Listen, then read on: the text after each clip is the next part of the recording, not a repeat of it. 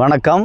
இப்போ நீங்கள் பார்க்குறது சிறுசின்னி மூலிகை. இந்த சிறுசின்னி மூலிகை நாள்பட்ட தோல் வியாதிக்கு நல்ல மருந்து. இந்த மூலிகையை பற்றி அகத்தியர் குணப்பாடத்தில் கூறப்பட்டிருக்கிறத பார்ப்போம். கடி விஷமும் காணா கடி விஷமும் மாதர் இடு விஷமும் ஓடும் கான் இன்னும் நெடிய விழி கன்னிகையே மேகம் கணக்காச்சல் மாந்தமும் போம் சின்னி இலைக்கு தெரித்து என கூறப்படுகிறது. இந்த வசிய மருந்தை முறிக்கக்கூடிய குணம் இதுக்கு உண்டு.